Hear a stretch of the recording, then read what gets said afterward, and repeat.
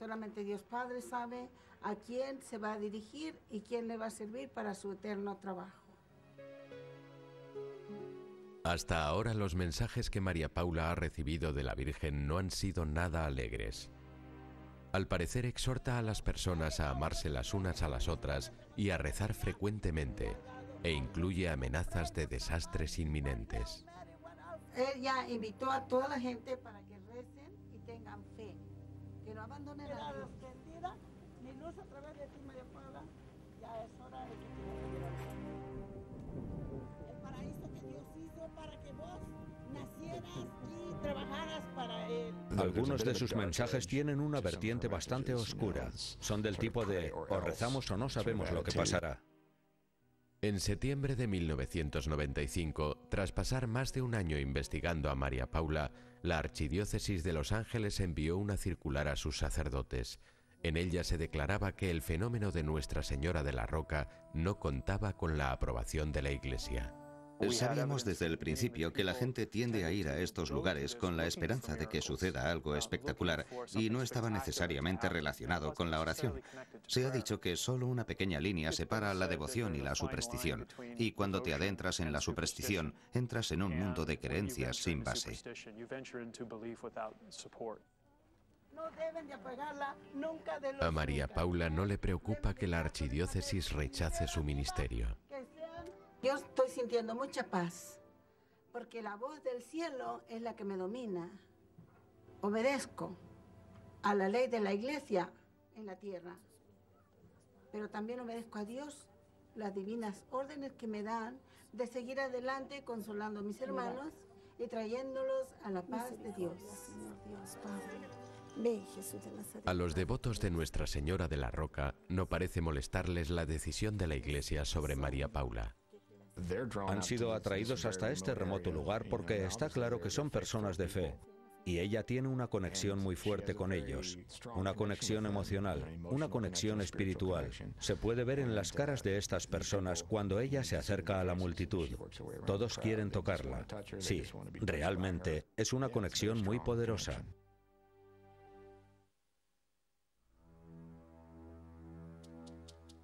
De acuerdo con la tradición cristiana, Dios puede elegir comunicarse con la humanidad siempre que lo crea conveniente.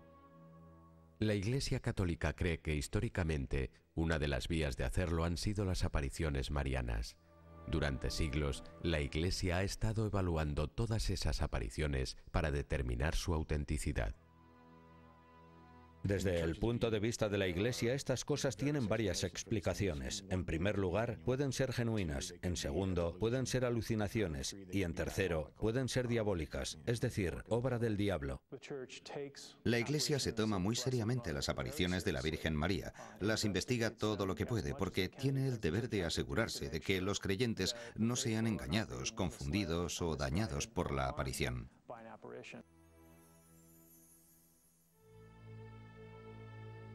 En el siglo XVIII, el Papa Benedicto XIV escribió que solamente tras una cuidadosa investigación de una aparición se podía conceder permiso para divulgar el acontecimiento, y solo como ejemplo y enseñanza para los creyentes. Básicamente, Benedicto XIV planteó que las apariciones se producían para potenciar la fe de los hombres y no tienen el estatus de las Escrituras, por ejemplo. Y tras un profundo examen, cuando una aparición se declara auténtica, eso significa que puede divulgarse y puede erigirse un santuario. Pero los católicos romanos no están obligados a creer en apariciones.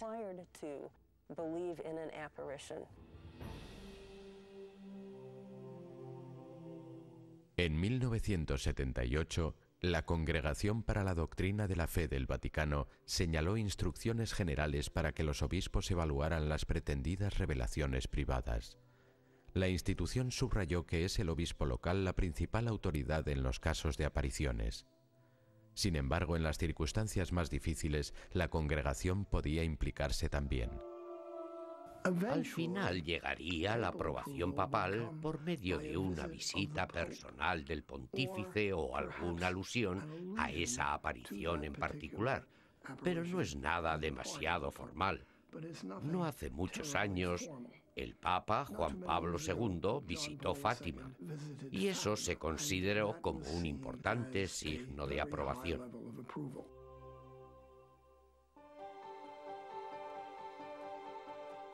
La valoración final de la Iglesia de si una aparición es genuina o no depende en gran medida de la personalidad del visionario.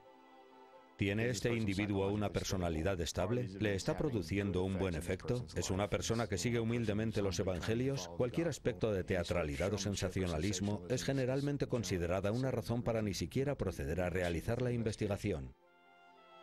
Bernadette, la visionaria de 14 años de Lourdes, Francia, en 1858, ha sido utilizada por la Iglesia como modelo para evaluar a otros visionarios. Si un obispo me envía a alguien que pretende haber sido testigo de algún fenómeno sobrenatural, lo valoro comparándolo con Lourdes. Lo mido comparándolo con Bernadette, con su sentido común, con su absoluta falta de protagonismo, su falta de histeria. Un buen testigo cuenta lo que vio, y yo creo que Bernadette es el testigo por excelencia.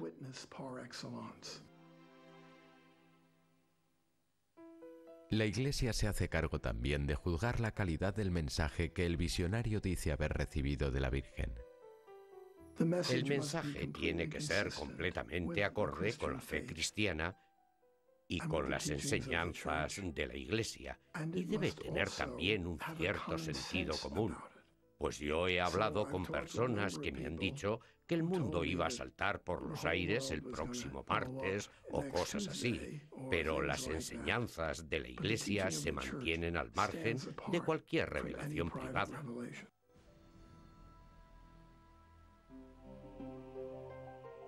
De unas 80.000 supuestas apariciones que se dicen haber producido desde el siglo III, solo una pequeña cantidad ha recibido la aprobación de la Iglesia Católica. Solo un 1% de las apariciones supuestamente reales han sido aprobadas por la Iglesia. Hasta la fecha, esa cantidad no incluye ninguna aparición en los Estados Unidos. En Europa, entre las primeras apariciones que recibieron aprobación se encuentra la de Catherine Labour en 1830. La aparición de la Salette en 1846 también se ganó pronto la aceptación de la Iglesia, a pesar de las personalidades poco piadosas de los visionarios Mélanie y Maximin. Otras apariciones que han recibido la aprobación oficial son las de Guadalupe, Lourdes, Knock y Fátima. La Iglesia suele ser muy prudente. En cierto sentido, está uniendo su buen nombre a estos fenómenos. La aprobación significa que les das tu buen nombre y naturalmente prefieren ser prudentes. Es por eso que actualmente hay unas cuantas supuestas apariciones muy populares que no han recibido la aprobación de la Iglesia. Las más claras son las de Medjugorje y Garabandal. Aunque algunos siguen apoyando las apariciones que empezaron en 1961 en Garabandal, España, la Iglesia les retiró su apoyo cuando algunas de las jóvenes visionarias se retractaron de sus afirmaciones. Sin embargo, las supuestas apariciones de la Virgen a los jóvenes croatas de Medjugorje, que empezaron en 1981, no han recibido aún ni aprobación ni rechazo por parte de la Iglesia. Millones de devotos de María siguen viajando a los lugares de apariciones a la búsqueda de lo que necesitan. Para los creyentes, los mensajes de María pueden ofrecer una voz de ternura y tranquilidad.